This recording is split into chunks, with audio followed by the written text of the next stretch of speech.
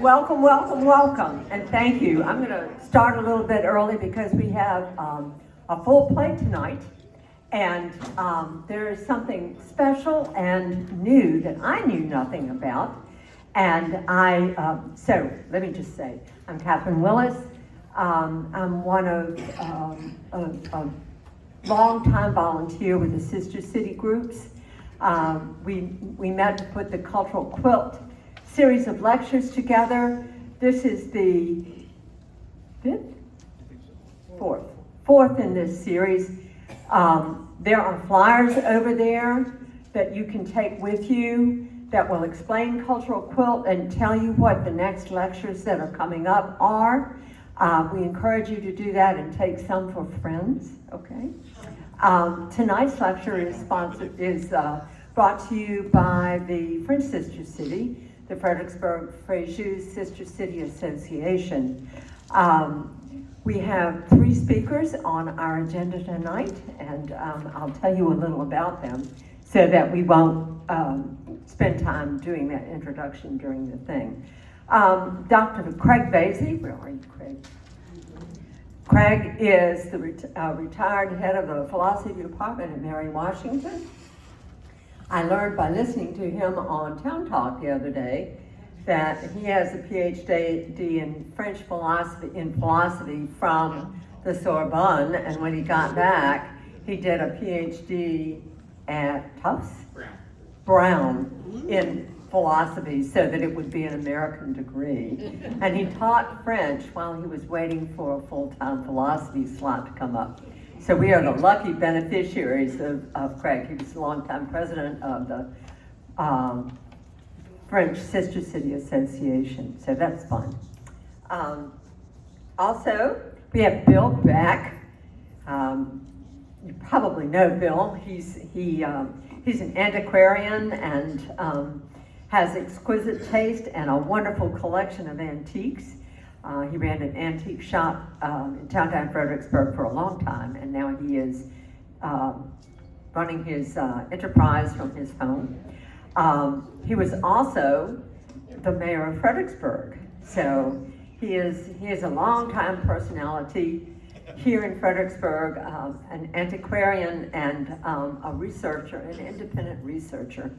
So we will welcome him in a little while, and Brooke Lauro, who is an amazing scholar, German and French. She is the French professor at Mary Washington, and she went to University of Pennsylvania undergrad, and then her PhD is from Yale. I've heard of Yale. I bet you have too. Okay, but so I will let them introduce their topics, but before we get started, I don't know if you saw when you came in, but you certainly need to see when you go out. There are 6 freestanding vinyl exhibits out in the lobby. And because they have such a close connection with our Francophile lovers here in Fredericksburg, my good friend Aaron back there said, why don't you send this exhibit to Fredericksburg in the month of April, because it's when our French Sister City is going to be doing its program. And so I will introduce, Joe McMichael, who is from Alexandria, and she belongs to a group called the Questers. And let me tell you, I've been studying French my entire little life. Never heard of this. And the Questers have uncovered this, and it's part of their America 250 project to tell you more about the Merci trains. So, Joe, well. I was asked to tell you a little bit about the banners in the atrium. There are 4 of them. The banners are a project of the Questers chapter number 60. Questers? What's that? It's a international organization that supports restoration, preservation, and education. And we have about 5,000 Quester members in 419 chapters in 31 states and 2 Canadian provinces. I actually just came from our annual convention, which was held this year in Springfield, Illinois, and the International Board gave out $92,000 worth of grants to the chapters and to work with museums and libraries on projects like these banners. Our chapter is associated with Arlington House, and we have bought a Bible for them that was Robert E. Lee's. We've restored some items for them. Last year, our chapter was a recipient of another grant, and we wanted to highlight the long-standing friendship between the peoples, underlying peoples of the United States and France. On the first banner, you'll see that Drew Pearson took an initiative in 1947 and had a friendship train. It started in LA, picked up 700 boxcars worth $40 million of food to go to France and Italy. So, of course, the French would want to do something for us. And, but I want to stress again, it was a people-to-people thing. No government funding on the friendship train. So the other banners highlight France's response, the 49 Merci boxcars and their precious gifts sent to the American people. Our state boxcar is in the Virginia War Museum in Newport News. Not all the boxcars have fared quite as well as ours. It has been inside since its arrival in 1949, and you'll see some of the wonderful gifts that the French, here are these people in 1949. They're still hungry because they were devastated. But you'll see that there's almost every boxcar came with a wedding gown. And there's a wonderful book that I gave Aaron for the library about one of the wedding gowns. And it's in the Fredericksburg Area Museum. Yes, it's in the Fredericksburg Area Museum. And for the first time ever, they put it on a mannequin. So it was really exciting to have it done. One of my favorite images is the Virginia boxcar being escorted by the Voyageurs Militaires of the Richmond chapter of La Société des 40 Hommes et 8 Chevaux, or roughly translated, the Society of 40 Men and 8 Horses. And that was because the boxcars that they used were provided transportation during World War I of either 40 men or 8 horses. And the other day I met somebody whose father had ridden in one of those, grandfather had ridden in one of those cars. So that group is the caregiver of many of the Merci train boxcars since their arrival in the United States in '49. They consider the boxcars a symbol to remind themselves and all of us of those 20th century patriots and heroes and of their sacrifices. We encourage you to visit the Merci boxcar, and obviously from this group, understand the friendship, long friendship with the French people.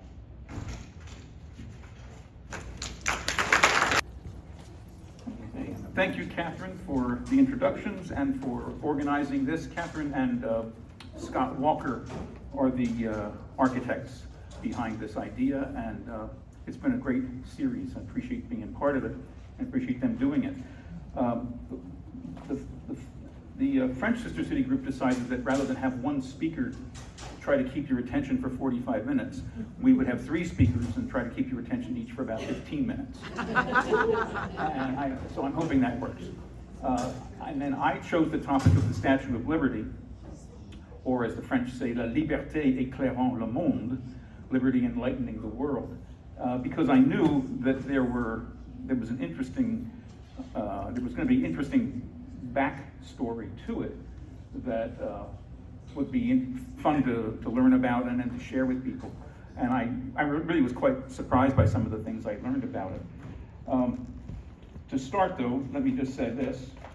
As you know, there's almost no image of America more plastered everywhere all over the world. Every political party uses it. It's just, Wegmans uses it. You can't blame them. But I think it's more famous than Uncle Sam, and more meaningful than Uncle Sam. Uncle Sam is about patriotism, but this is about liberty. This symbol symbolizes America meaning freedom, meaning liberty, meaning equality, meaning good things, being aspirational, something that the world looks up to. I'm going to walk through these slides. When I get to the end, you may see why I chose this one as the first slide. But what this obviously is just the face of the statue. A statue this big obviously can't be made in one piece. And it was made, I think when it was shipped over, I think it came in 240 crates. So it's, and you know, the various pieces. And along the way, in order to raise money for it, pieces of it were often exhibited at World's Fairs and other events like that. And in fact, there's one story of the sculptor hosting a dinner in the head on the grounds of the World's Fair for major donors to come inside and eat a banquet in the head when the head was sitting right on the ground. I think that was in Paris. So one of the most interesting things I found out about the Statue of Liberty is that it was not conceived originally for America. It was not conceived originally to represent the principle that we take for granted to associate with it now of welcoming the immigrant. But it was inspired by America. It was inspired by the end of the Civil War. It was inspired by the end of slavery. The sculptor who decided to make it, and you know, I don't have a picture of it, but the statue is standing on a broken chain, on a shackle. And her right foot is on a shackle. So it's representing the end of slavery. And that was the idea when the statue was conceptualized. But it was originally conceptualized because the sculptor had the ambition of creating the largest statue in the world. He wasn't thinking about America. He was saying, I want to build the largest statue in the world. And that's why the next slides are on here. Because up until that point, the largest statue in the world had been the Colossus of Rhodes, which and of course we don't have any photographs of the Colossus of Rhodes. We don't really know what it looked like. So I'm going to show you 3 different images that artists have generated over the centuries of the Colossus of Rhodes, and they're all from the Renaissance or later. The Colossus was the statue of Helios, of the sun god, was built by the citizens of Rhodes in order to celebrate their victory over an attack. I don't recall the details of that attack. And if you're a historian and know it, don't bother interrupting me right now with it. But as you can see, it was begun in 292 BCE, and it stood for, I think, 54 years. So that's one conception of it. And this, I think, what this painting is showing is not only what the Colossus looked like when it was standing, but also what it looked like after it fell. The head here. Here's a second picture of it from 1919 by another artist. It was destroyed by an earthquake in 2026 BCE. And apparently it lay on the ground and in the harbor until 625. For 800 years, it lay on the ground and in the harbor, and Muslim occupiers of Rhodes, I think in 625, cleared it from the harbor. And then both of these pictures that you see, it was spanning across, the legs are spread, it's spanning across a channel that boats came in under. And then here's a third one, and that one also is spanning a channel. And the height of this is 105 feet. Well, 105 feet, the Statue of Liberty is, I think, 150 feet. And that's before you put it on a pedestal. Here's a comment from Pliny the Elder at the time.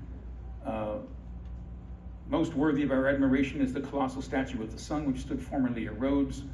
The statue, 56 years after it was erected, was thrown down by an earthquake, but even as it lies, it excites our wonder and admiration. Few men can clasp the thumb in their arms, and its fingers are larger than most statues. Where the limbs are broken asunder, vast caverns are seen yawning in the interior.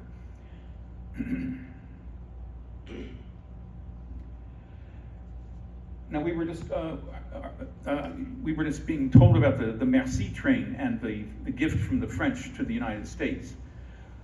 People think of the Statue of Liberty as a gift from the French to the United States. It was the first idea of this was 1865. It was actually delivered in 1883. And the intention had been to deliver it in time for the centennial. That is, by 1876. It did not make it in time. It wasn't ready to be delivered in time. But if you think about it, when you think of it as though it was a gift from the French, then you think, well, the French government must have been behind it. And that's why I have this slide. The French government was in no position to be behind this in the period from 1865 to 1883. There were 6 or 7 very, very different French governments. There was the Liberal Empire, the Government of National Defense, the First Republic, the Paris Commune, the Second Empire. I mean, if you think our government is not coherent, and how were they going to think a thought from 1865 to 1883 that was going to be, let's get up on this idea and take a gift to America? No, this did not come from the government. This did not come from the French government. And in fact, as I said before, it really came from the ambition of this painter to have, of this sculptor, to have the largest sculpture in the world. But his name's Bartholdi. You wouldn't know that, I bet. I bet none of you ever have even heard the name Bartholdi before. I'll show you a picture of him in a few minutes. His idea was, when the Suez Canal was built, was to have a Colossus at the Suez Canal to celebrate progress. And this is a watercolor he did of the statue he proposed to be built at the mouth of the Suez Canal in Egypt in 1869. And the Egyptians turned him down. And because the Egyptians turned him down, he started looking for someplace else where he could put a statue. Which is, I think, amazing, because we take it so for granted. We take the Statue of Liberty so for granted as a symbol of America, as a part of America. It's as American as apple pie. If the Egyptians had said yes, there would be no such thing. as the Statue of Liberty in New York Harbor. That's just a really interesting fact about history, the contingency of history. You know, we take it absolutely for granted. It's almost like you can't imagine New York Harbor you can't imagine the United States without the Statue of Liberty. And yet the Egyptians almost got it. So and this one would have been 86 feet tall with a 46-foot pedestal. So Bartholdi, the sculptor, this is his own watercolor of his idea of what he wanted to put at the mouth of the Suez Canal. And that's in the Musée Bartholdi in Paris, which is where his atelier, his studio was, where he built it. So here's a little picture of him at the bottom right, and I think that's probably him standing under the hand there as well. They all have beards and mustaches, so you can't tell them apart. But you can see here the skeleton of the hand holding the torch, and how big it is, right? So this is Frédéric Auguste Bartholdi. And it's interesting that we don't know his name, because if there's, we all know the name Eiffel because of the Eiffel Tower, right? It's not called the Bartholdi statue, or it's called the Statue of Liberty. So nobody knows who made it. I mean, his name's basically lost to history unless some group like this decides to ask somebody to come in and talk about it, and figure it out, and find that out. So that's Bartholdi. He died in 1904. He was from eastern France. So his area of France was under Prussian occupation at the time when he was doing this, because in 1870, Napoleon III declared war on Prussia. And so Prussia occupied Paris and occupied all of eastern France. So again, the chaos of the country at the time was remarkable. So he designed the statue, and Eiffel created that skeleton that's inside of it. Eiffel was not known yet. He was not known for the Eiffel Tower yet. The Eiffel Tower was built in 1889. So 3 years after the Statue of Liberty was delivered to the United States was when Gustave Eiffel built the Eiffel Tower. But he was known as an engineer, a bridge builder, and that's why he was hired to do this job. He built the entire internal skeleton that the copper plating was then attached to. And so here's one of these examples from the World's Fair, I don't know what year it was, of just one part of the statue being displayed as a part of a fundraising campaign. And one of the reasons why it took so long for it to be finished was he had a heck of a time raising the money, because no government was behind it.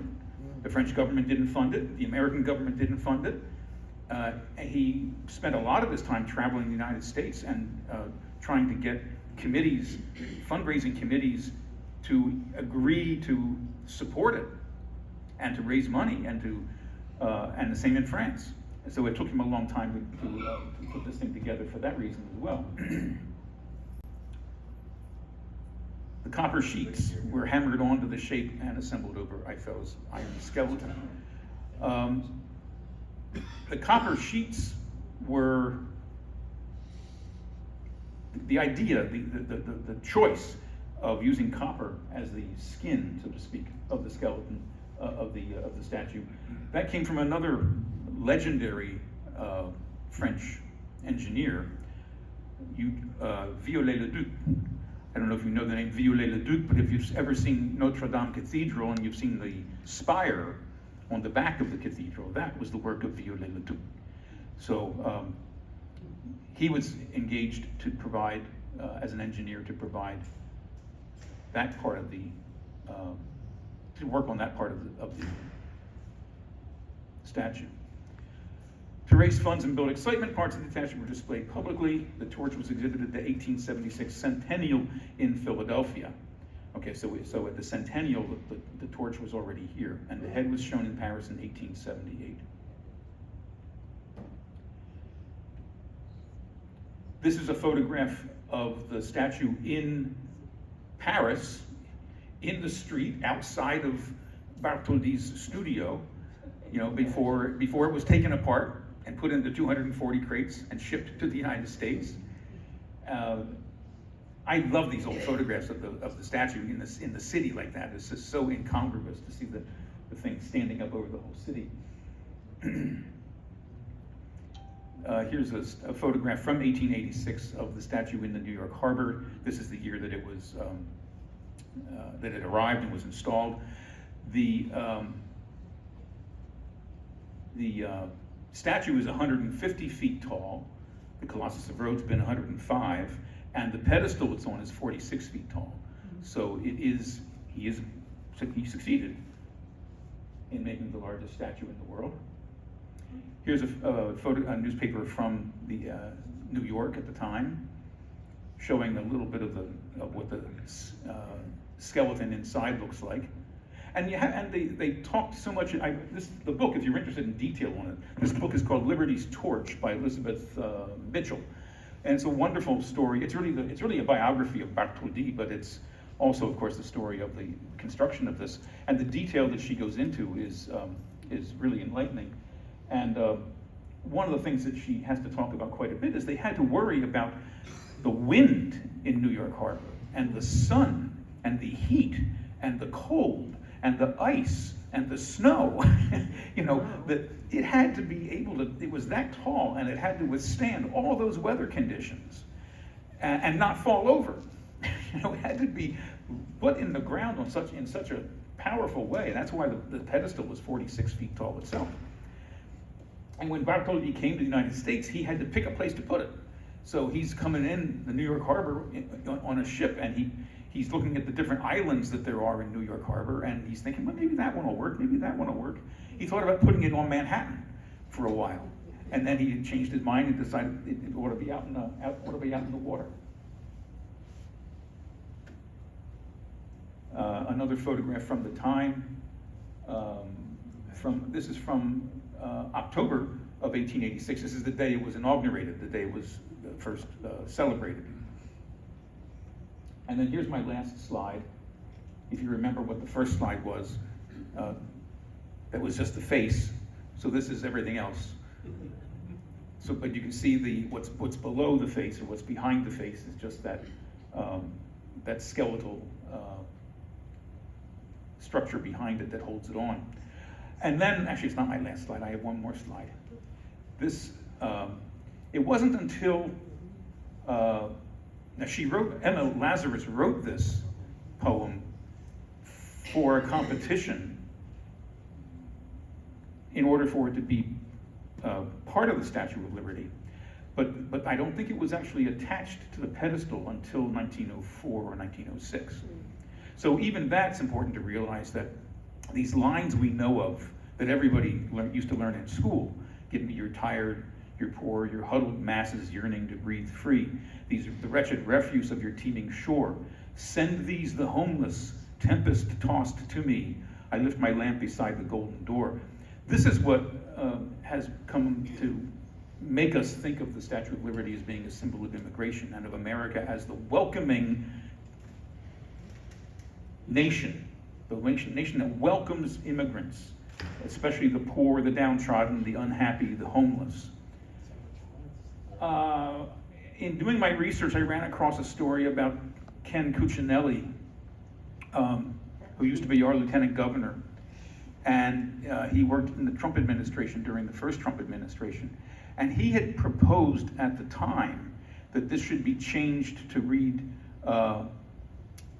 you're tired, you're poor, you're huddled masses, as long as they can stand on their own 2 feet. No. I found that in the Wikipedia story about her poem, The New Colossus. Her poem is called The New Colossus. So again, to go back to the Colossus of Rhodes. So yeah, it's been 8 years or so since some people in the government have been trying to shift the flavor of the Statue of Liberty away from welcoming the homeless and the poor towards welcoming good immigrants, the right kind of immigrants. And that is what I've got for you. I wouldn't say anything political, but Craig didn't tell you the other Ken Cuccinelli story. Our former Virginia Attorney General actually tried to change the Virginia state seal so that the lady's breast would be fully covered. That's right. And he's more famous for that, I think. Anyway, Craig's actually the one who should be doing this particular talk. He's actually qualified for this subject. But I think it's one of the most important things that we can possibly talk about in Fredericksburg, in this country, in the world, frankly, today. The Virginia Statute for Religious Freedom, which had its beginnings 2 blocks from here. 2 blocks away, there was this committee of revisers. Virginia obviously had gone along with the other colonies, had decided to break away from the English crown, and in 1776, in January of 1777, this committee that had been appointed to revise the laws so that we would no longer have laws that referred to a king, and we were going to have our own laws in Virginia. To revise all of our laws. The committee was made up of Thomas Jefferson, I put in the middle there, Edmund Pendleton, George Wythe, George Mason, Thomas Lee. Actually, Thomas Lee passed away before we got into doing any real work. But the important thing is that they met right down the street here at the corner of Caroline and William Street, 2 blocks away. That little tavern building was there. That's where they met for several days. And Thomas Jefferson chaired the committee, and he appointed himself to take on the duty of drafting a Virginia statute for religious freedom. It was a new idea. This is 1777. Remember, 9 years before, 1768, we here in the city of Fredericksburg had jailed Baptist preachers. We threw them in our jail because they were Baptist. They weren't the proper church.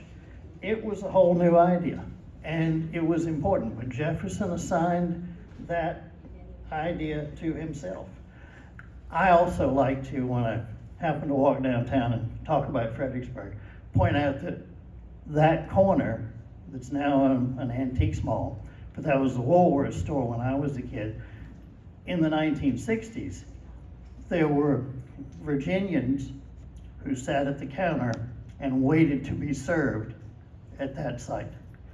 And 100 years before that, there were Union soldiers who camped in the street right in front of that before they went and assaulted the stone wall the next day. Many of them losing their lives. We will light the luminaria tomorrow night, next night, for 15,000 of them. But they camped on that corner to save the country. There's no more important site in America, I don't think. But anyway, that's the tavern where Jefferson and these other revisers were meeting. Jefferson took that duty home. We often say, and Fredericksburg has often said, that it was written down the street. But the reality is he probably took that duty home. He spent a lot of that summer at his rural retreat, Poplar Forest, and he wrote this statute, which is still in the Virginia Constitution.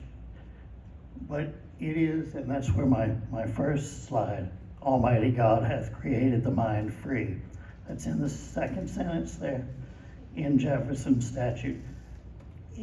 At the time he did that, and I should look at my notes, I'm old-fashioned and actually printed stuff out on paper, so I should. But he was extremely well educated and obviously very, very bright. But he had spent a great deal of time studying French philosophers, people who were really the Enlightenment, why we call Paris the city of light, the French Enlightenment. Voltaire, Thomas Jefferson owned 7 books written by Voltaire. Voltaire wrote something in the range of 2,000 books and pamphlets in his day. But Jefferson owned a large number of Voltaire's writings. Now, I will say, and Craig won't be too mad at me, I spent too much time in City Hall to ever again read people PowerPoint slides that they can read themselves. So you just read these things yourself, and I'll ramble on a little bit. But Voltaire was fluent in Italian, Spanish, and English, along with Latin. He spent time in the Bastille because he wrote a satire of the monarchy. That also got him to spend some time in England for a while, basically as an exile. But while he was there in England, he did learn something about a constitutional monarchy, a good bit different in England, particularly after Magna Carta, but a good bit different from the French monarchy as it was at the time, which really was this combination of the church, the state, the king. It all was sort of one thing. It was a divine right monarchy. The idea that actually God had picked who should be the king. But Voltaire was one of the great advocates for religious freedom amongst the 18th century French philosophers. He also in England, when he was there, he spent some time with French Huguenots, the Protestants who had been forced to leave France, and he met Quakers in London too. One of the other people that Jefferson read, Montesquieu, one of the philosophers, who really is best known as a government kind of guy. He was a judge, a historian, but he wrote a book called The Spirit of Law, which Jefferson owned a copy of. His big thing from our standpoint and from our Constitution now is this idea of the separation of powers. But Montesquieu was one of those philosophers that was incredibly important in Jefferson's reading and thinking about this idea of the Virginia statute. If you've had time to read what I wrote up there, these are just quotes I picked that I think are useful quotes. Rousseau is interesting.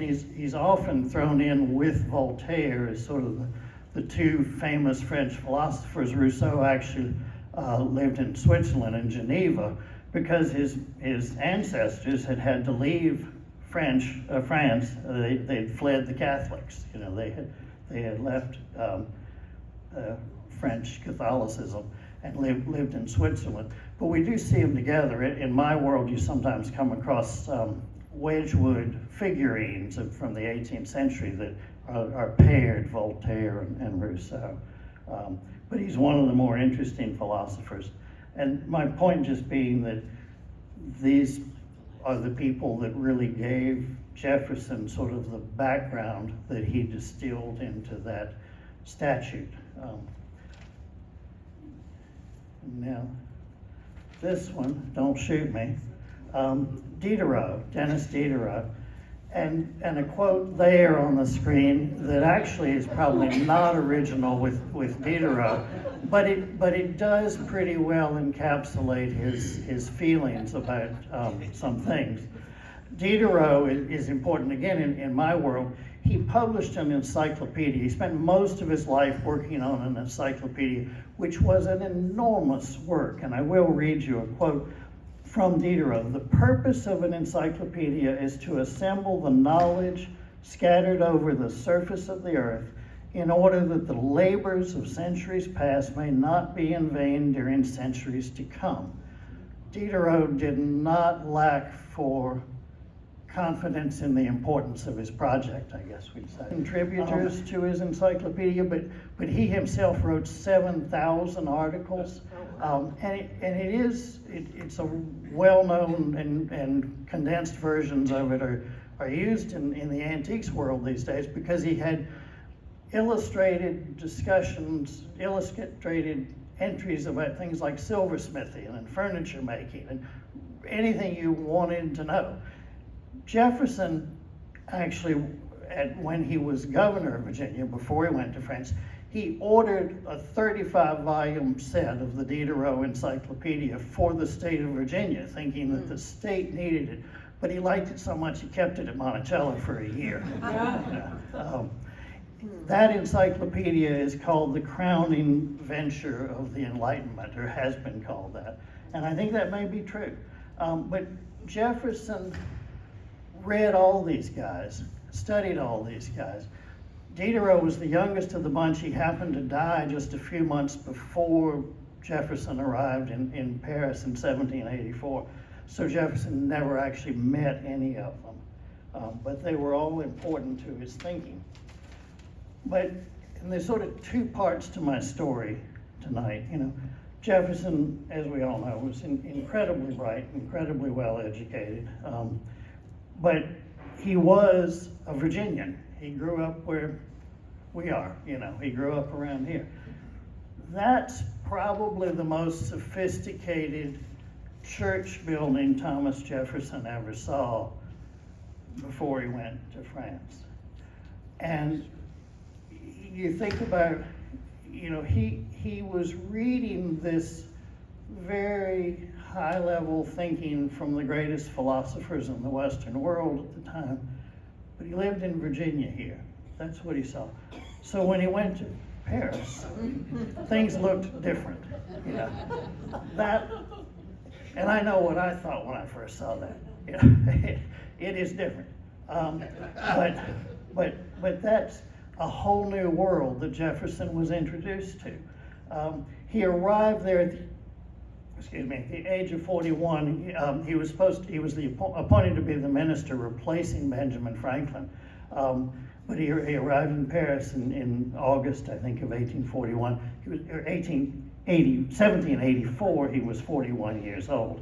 I'm terrible with numbers. 1784, he was 41 years old. John Adams was already there, and actually John Adams' children arrived in Paris the same month that, or two of his children arrived in Paris the same month that Jefferson did. Shortly, Adams left two children behind in Massachusetts. I couldn't find a period picture, but that's from an old movie from a few years ago. But two of his kids, and I bring up the kids because I am going to read you a number of quotes. The daughter, Nabby, and the son, John Quincy Adams, were both sort of teenagers at the time they got to Paris with their father and their mother. And they both were good diarists. They kept diaries, and there's some really interesting comments that I'll get to in a minute. The one sort of great thing that happened, really important thing that happened in the monarchy shortly after Jefferson, in the spring after Jefferson got there, the spring after the Adams children arrived, was the birth of Louis Charles, Louis the 17th. Never really quite got to be Louis the 17th, but he was Louis the 17th, But the birth of Louis Charles, and I will read you couple of quotes. Nabby Adams: Papa went to Versailles, it being Ambassador's Day. Upon such an occasion there was much company. The young Duke of Normandy received all of the ambassadors and ministers. Though only 2 days old, he was lying on a bed and attended by 2 or 3 ladies. If this had happened to have been a princess, she would have been scarce noticed. This is a 18-year-old American girl commenting who'd only lived in France at that point for a few months. But she had sort of picked up some differences of things. John Quincy Adams: Yet the capital point is that the crown should pass down eternally from father to son, insomuch that they would prefer being governed by a fool or a tyrant. So shortly after the baby was born, the king declared that there would be a Te Deum at Notre Dame, a musical service to celebrate, to give thanks for the birth of the new baby, the child.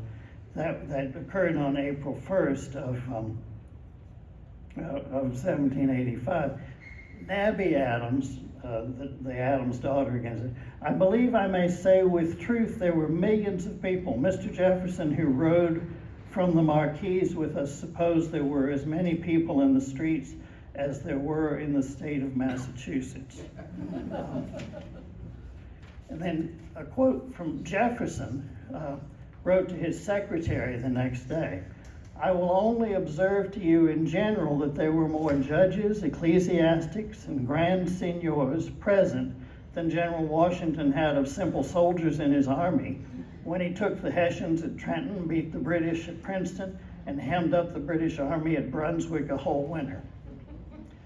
And then John Quincy Adams, and this is kind of interesting because he was, you know, he'd been a little bit snarky about the birth of the baby not long before, but he went to this obviously fabulous service at Notre Dame. "I was, however, vastly pleased with the ceremony, and should have been so, if it was only that it gave me an opportunity to see so numerous an assembly of men of the first rank in the kingdom. The king and all the court were dressed in clothes vastly rich, but in no particular form." So obviously John Quincy Adams was a little bit susceptible to being impressed by all this show, you know, but it was quite a bit different from Massachusetts.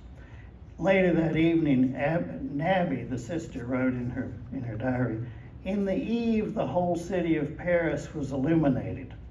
And then she wrote, "Madame de Lafayette thought it was too magnificent, too much noise and bustle for the church. She said it was not peaceful enough." And that's an interesting quote coming from Madame de Lafayette. You know, she thought it was a little. There's one more story I particularly enjoy. This is Patsy Jefferson, Thomas Jefferson's older daughter, and I couldn't find a younger picture of her. This is obviously long after she'd gotten back home to Virginia, but she was there when Jefferson took his two daughters, Patsy and Polly, to Paris. He wanted the best school he could find for them. He found a convent school, and it was truly the best school in Paris. They were learning French. They were being taught the harpsichord by the organist from Notre Dame. So it was a pretty high-level school. It obviously impressed particularly Patsy. She wrote to her father, in formal days, she wrote a letter to her father saying that she decided she wanted to become a nun. That did not go over well with Thomas Jefferson. But he did what I think any really good, loving, thoughtful American father would do. He took her shopping at the Palais Royal. They spent 1,000 francs on clothes, 48 francs on a ring for her. She eventually, and he went to the school and withdrew both of his daughters. She eventually came back to Virginia and never turned into a nun. While Jefferson was still in Paris, he missed out on the Constitutional Convention of 1787. John Adams in 1787 and 8 was in London, sort of trying to mend relations with their former rulers and former adversaries and now good friends. But the Congress, they were both corresponding with many of the people in the convention. And so that's where we come down to distilling Jefferson's Virginia Statute for Religious Freedom that started 2 blocks from here, was written by Jefferson over the course of a summer or so. Took 9 years to be adopted into the Virginia Constitution. I'm checking with the boss here, he knows this stuff.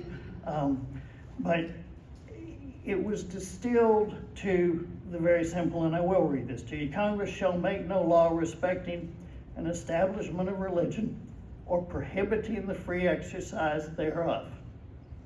And if you think about the situation of the world today, think how much better off we would be if everyone could accept that principle. And its very beginning, the first time it was ever written into a law, started 2 blocks from here.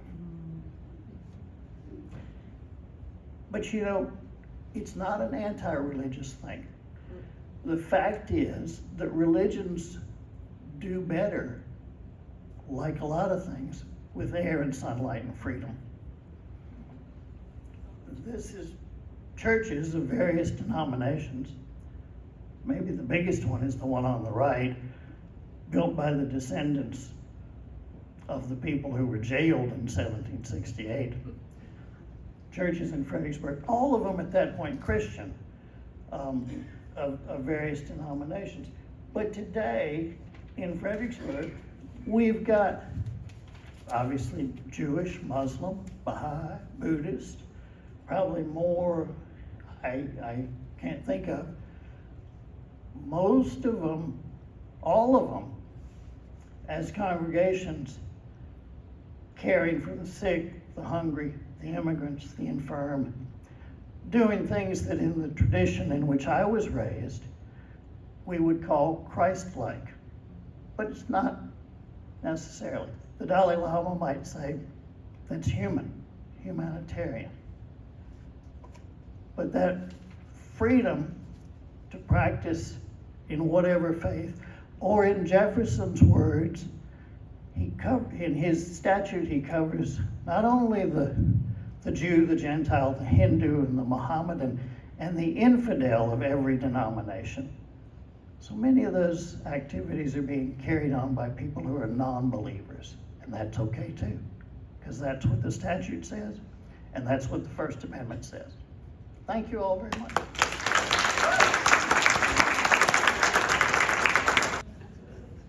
I feel like I should have talked about French secularism after that. It was such an unusual, it's freedom of and freedom from religion, which are obviously hard to reconcile, right? So that would have been a really interesting follow-up. But yes, right, I'm changing gears entirely. Yeah. So I thought I'd sort of start with a low-hanging fruit of French cuisine, which everyone is familiar with in some way, whether personally having eaten it or just its reputation in general, and kind of do a deep dive into why and how it got that reputation. So French cuisine is well known around the world, has always had a certain cachet. As Julia Child once said, quote, "In France, cooking is a serious art form and a national sport," end quote. So for centuries, cooking à la française meant refinement and status. But it's not just about expensive restaurants, fancy sauces, right? It's a culinary tradition that combines history, technique, artistry, and cultural identity in a way that has not only shaped cooking around the world, but has also influenced the way that the French think about food.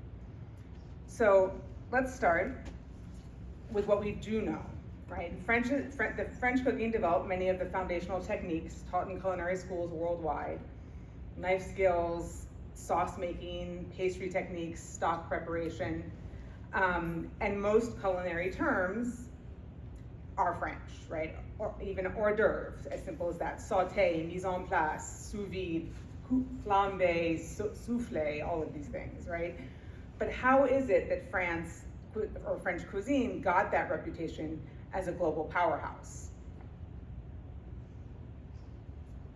In medieval times, French culinary arts were heavily influenced by Moorish flavors and ingredients acquired through the spice routes. Banquets among aristocracy were characterized by three elements: the style, the ingredients, and the presentation. Meals were served all at once in a style known as service en confusion, sort of mixed up courses. And the aesthetic appeal and the color of the food were critical as well. Cooks used natural ingredients like egg yolks, saffron, and spinach to dye their dishes, sometimes even gilding the food with gold. In the 14th century, a court chef for King Charles V, known as Taillevent, wrote Le Viandier, which is the earliest recipe collection of medieval France. The cookbook's title literally means meat provider, but it's the equivalent of caterer, highlighting the importance of meat in medieval dishes. Heavily spiced and smoked meats such as pork, beef, and poultry were predominant, but chefs masked the meat's natural flavors with thick, heavily seasoned sauces and sweetened dishes. Spice trade and New World ingredients expanded repertoires, and monastic and courtly cooking established techniques like preservation, sauces, and feast culture. Even today, Taillevent's Viandier remains essential in understanding medieval gastronomy, dishes, technique, and presentation. But as is true of French perfume and French fashion, it was Louis XIV who really established the reputation and importance of French cuisine. A bit of a control freak, Louis insisted on etiquette at all parts of life and at all times. The royal court at Versailles implemented strict dining standards, popularizing the use of individual place settings and eating utensils like the fork. Gradually, meals transitioned from a chaotic service en confusion into a sequence of deliberate, meticulously arranged courses served at staggered intervals. The royal dinner was served at 10 p.m.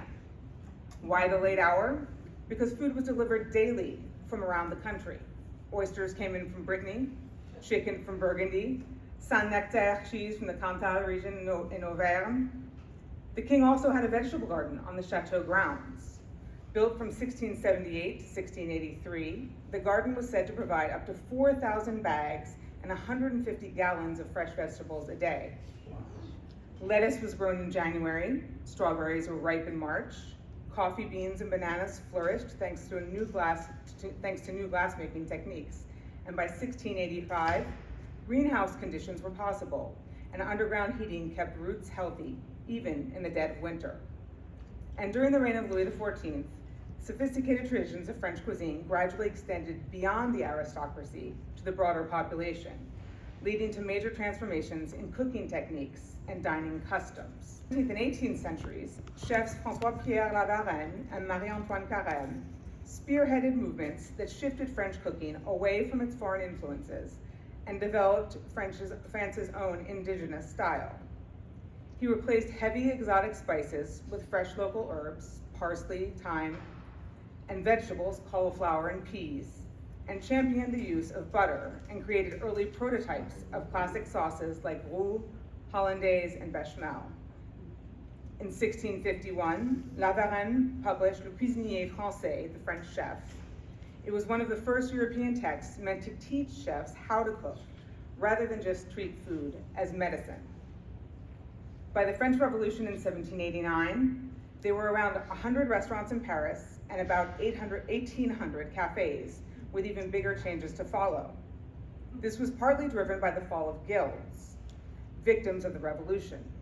They had prevented chefs from using and selling certain types of food, and the larger part was played by the elimination of cooks who had lost their job when their employers lost their assets or their heads. These cooks opened restaurants that on their own, and the country's culinary arts really flourished.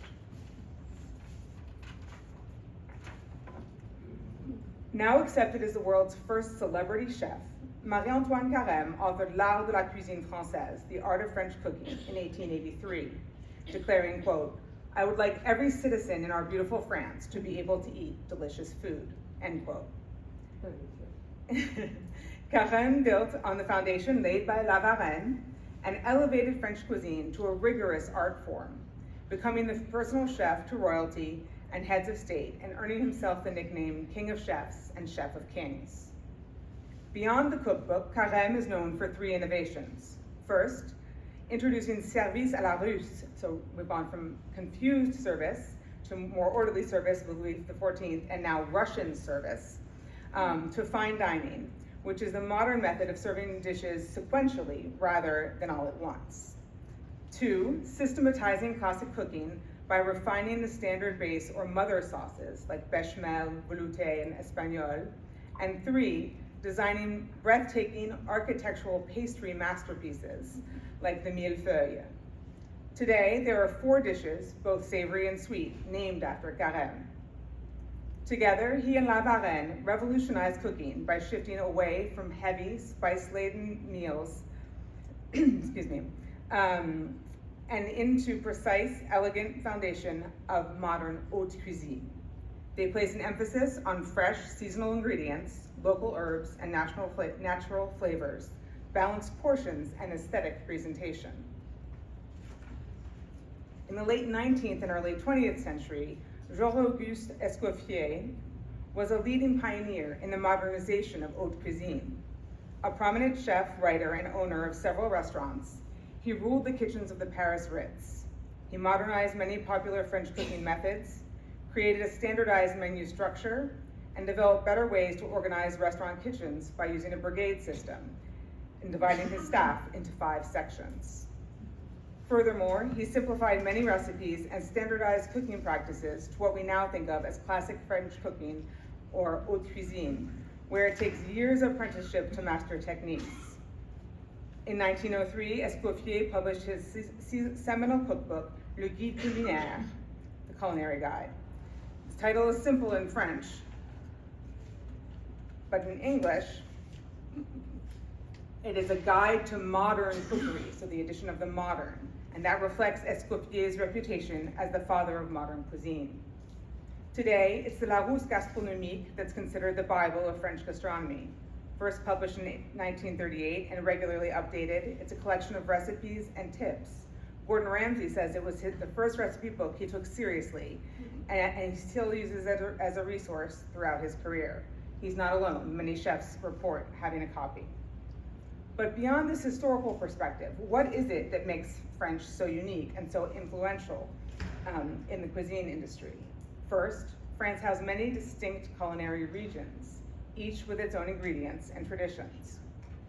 France's geography and climate, coastlines, mountains, plains, produced a variety of local ingredients and culinary traditions. Normandy, dairy and cider, Provence, olive oil and herbs, Burgundy, wine and beef, Basque influences, etc. This regional diversity makes French national cuisine incredibly varied rather than one single style. Culinary tourism and the Michelin Guide help to acquaint commoners with both the bourgeois cuisine of the urban elites and the peasant cuisine of the French countryside, starting in the 20th century. As the rail system and automobiles connected Paris to the provinces, urban elites traveled to the countryside seeking authentic regional flavors. At the same time, chefs in Paris began incorporating these rustic ingredients into refined bourgeois recipes. Meals that were once highly localized to specific French provinces, such as, and these are from left to right, top to bottom, quiche Lorraine, cassoulet from Languedoc, the bœuf bourguignon and coq au vin from Burgundy, bouillabaisse and ratatouille from Provence, galettes, which are savory crepes, from Brittany, and tartiflette and fondue from the Alps. They gradually became staples on restaurant menus across the country and in households nationwide, and now are among France's most popular dishes throughout the world. Ingredients are also extremely important. They must be seasonal, local, and fresh. Both professional chefs and home cooks share the belief that simple ingredients, when prepared with care and skill, can result in extraordinary dishes. French culinary tradition emphasizes fresh seasonal produce, local cheeses, artisan breads, wine pairings, and high-quality butter and cream. In addition, the country's strong agricultural heritage greatly influences and supports France's food culture. For centuries, farming shaped the economy and daily life of the country. Bread, cheese, and wine became symbols not only of survival, but also of French civilization itself. Renaissance writer Rabelais referred to them as the trinity of the table, conferring a certain sacredness upon the three. Let's consider bread first, particularly the baguette. The baguette is an internationally recognized symbol of France. Traditionally, many French people visit local bakeries every day to buy French bread. It accompanies every meal, and there are even social customs accustomed to it. You can't put it upside down on the table, it's considered bad luck. Once you have your own slice, it cannot go on your plate, it goes on the table. There's no side plate for it either, right? Directly on the table. And then in the 18th century, bread becomes so important to national identity that people consider boulangerie to be a public service, right? Bakers formed unions. This beautiful building is the Bakers Union in Paris. The building still exists today. And you had people who would watch the quality. Police were, one of their duties was to watch the bakers and make sure they were giving you the proper amount and quality of bread, right? So the police carefully regulated bakers and bakeries, And incidentally, that's where the term baker's dozen comes from, right? Heavy fines were imposed if the bakers made smaller, 12 loaves maybe, but smaller than they should have been. And so to avoid any issues, they'd throw in an extra roll and hope that that would appease the buyer. So if of course, we've mentioned already the revolution already today, but we can't forget the role that bread or lack of bread played in the revolution, right? Following crop failures in 1788 and 1789, the price of a loaf of bread skyrocketed to nearly 88% of a common laborer's wages. Wow. So famine, despair were rampant, and poor quality bread caused widespread rioting around the country. It was Parisian market women who were angry and starving who led the famous Women's March on Versailles, right? That was October 1789, and forced Louis XVI to return to Paris, which then accelerated the downfall of the monarchy. The origin of Marie Antoinette's alleged, at least, let them eat cake quote, right? So upon being told that the people didn't have any bread to eat, she allegedly responded, well then let them eat cake. Even today, the baguette remains a staple and is so ingrained in French culture that if you look up the word baguette in a French dictionary, there are 15 different definitions. Bread, and this is the definition translated, weighing about 300 grams and very elongated, is the fourth of these definitions. So generally, the word is used for anything that's long and thin, right? So that ranges from a conductor's baton to chopsticks, a magic wand, and then rectangular shaped, we have baguette, we do use baguettes for diamonds, right? Any sort of decor in architecture or jewelry that is rectangular shaped. And it's also a colloquial way to refer what in English I guess I would call stick legs, twig legs. You also refer to as baguette as well. And then for the past 20 years, as you can see on the slide too, the city of Paris has awarded a prize for best baguette of the year. Competition's fierce. And the winner of the competition gets the honor of supplying the president with his bread for the year. Just a few quick statistics to conclude on baguettes. The French consume about 10 billion baguettes a year. That's about 320 baguettes per second. Apparently 98% of the French eat baguette or bread every single day. And finally, there are more bakeries in Paris, 1,784, than there are bars, only 1,124. So wine and cheese are essential aspects of French cuisine and are intimately linked to the notion of terroir, a French term derived from terre, earth or land, that describes how a specific region's environment, including its soil, climate, topography, and farming traditions, gives a crop, most often grapes in reference to wine, its unique and unmistakable taste of place. Terroir was the fundamental philosophy behind the appellations, right? So you have appellation d'origine, contrôlée ou protégée, the system that categorizes wine by origin, by controlled or protected origin. And it regulates how certain wines and cheeses, it's well known for wines, but it actually, the same system is used for cheeses and other agricultural products, how they're made so that we can protect their quality and regional integrity. So terroir is a reflection of both culinary arts and identity politics in a lot of ways, and is also the reason that a Chardonnay grown in the limestone soils of Chablis in France tastes completely different from a Chardonnay grown in California, for example. The land imprints its own signature flavor, body, and acidity into the final product. Wine has always held a special place in French culture, because it should not come as a surprise, right? Historically, it was considered part of daily life, and is often consumed during meals. Wine regions such as Bordeaux and Champagne are internationally famous, and knowledge about wine is often treated as a cultural skill, with a person who possesses that knowledge having a particular title of sommelier. Pairing wine and food correctly is considered an important part of dining.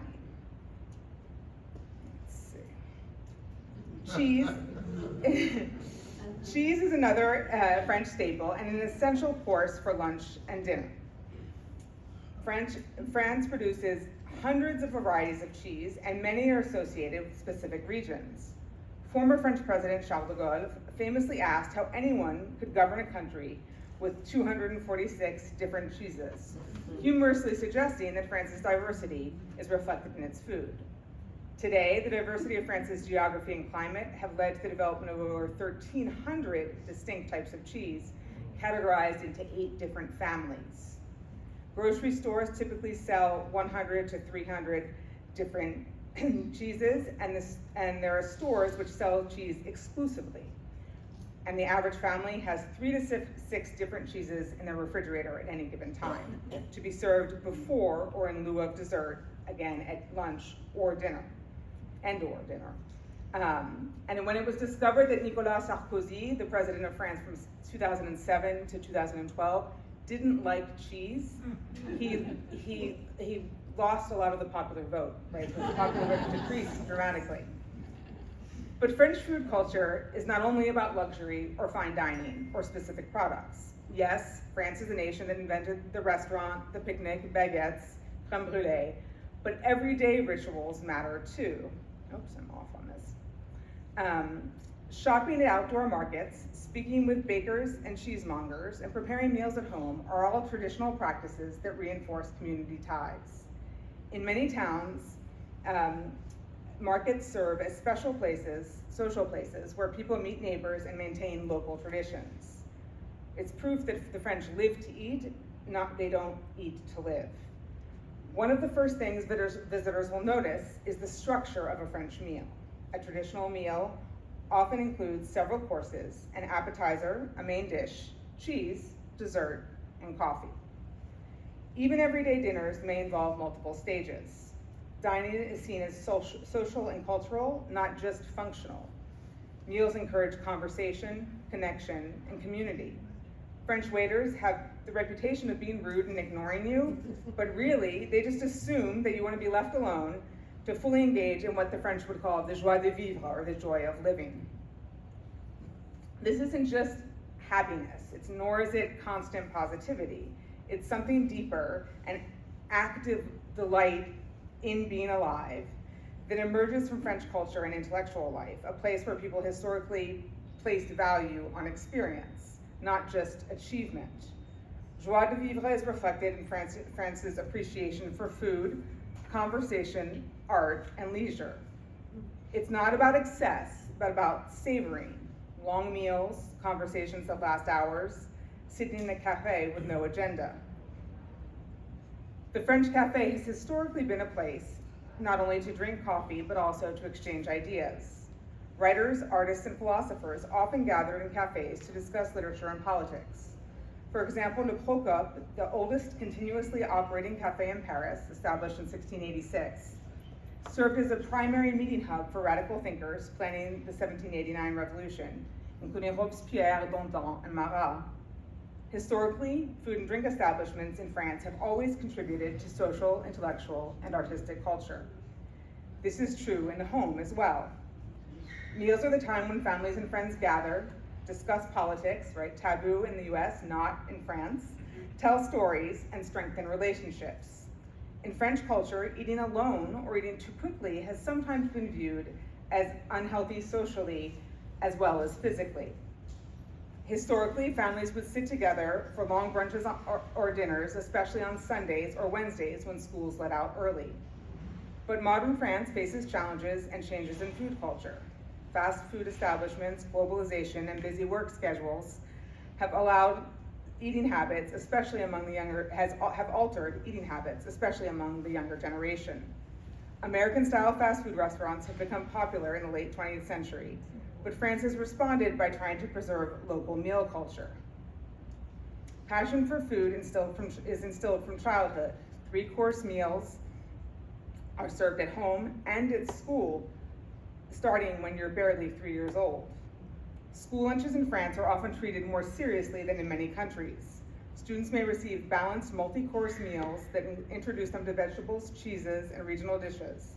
The goal is not only nutrition, but also education in taste and eating habits. I believe this month's Fredericksburg City Elementary School meal on the left, and then on the right, and I have to do some translation, and I'm gonna have to look at the screen because I can't sit on mine. So you have a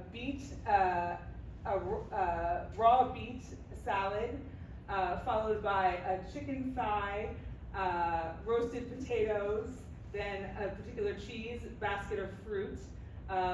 Day 3, right, is fish, breaded fish with lemon. Then we have sausage with cornichon with gherkins. Anyway, there's a wide variety, and as the person that prepares meal in my house, I have to say I'm always a little irked by the final column, which is a suggestion as to what you might make for dinner that would pair with the lunch that was served in school. So very different from the corn dogs or, on the list on the left.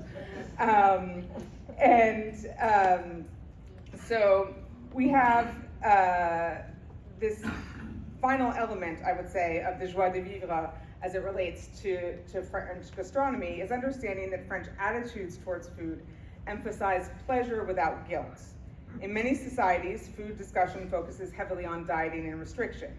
French culture, on the other hand, has traditionally emphasized enjoyment, quality, and balance instead. French cuisine can be rustic and comforting, think onion soup, ratatouille, or elegant and luxurious caviar, foie gras, truffles. The range is part of its appeal. Eating well is considered part of a good life. Ultimately, French cuisine is special because it treats food as both an art form and a social experience. It combines craftsmanship, tradition, regional identity, and pleasure in a way that's deeply influenced global food culture. It's for this reason that in 2010, UNESCO added French gastronomy to its list of the world's, quote, intangible cultural heritage of humanity. It's a little bit of an odd list, right? Other things on the list include the Argentine tango, Swiss yodeling, Neapolitan pizza making, Japanese washi paper making, and the official nomination read as follows, quote, the gastronomic meal of the French plays an active social role within its community and is transmitted from generation to generation as part of its identity, end quote. And the official proclamation highlights several essential components of the tradition, of the traditional French culinary experience, including ritual, the bringing together of friends and family for a festive meal to celebrate an important moment in life, the art of good eating, so emphasizing the pleasure of taste, careful selection of recipes, preferably, and the balance between human beings and nature, high quality ingredients, purchasing good food, preferably locally, and purchasing products that complement one another, and finally the table setting. Beautifully setting the table and practicing specific actions during consumption, such as smelling and tasting the food and pairing it with wine. This milestone marked a major step forward for UNESCO in recognizing food and culinary customs as vital cultural identities. France later reinforced its culinary heritage when the craft and culture of the baguette were also added to the list in 2022. The UNESCO designations make it clear that while haute cuisine, or fine dining, Michelin stars, elaborate dishes, all garner international attention, the true essence, the real significance of French cuisine lies in the daily practices, buying bread from a local bakery, shopping at markets and talking with vendors, cooking at home, and enjoying lengthy meals among friends and family. French cuisine matters because it expresses how the French see themselves, as a people who value craftsmanship, pleasure, community, and a deep connection to place. It's culture you can taste.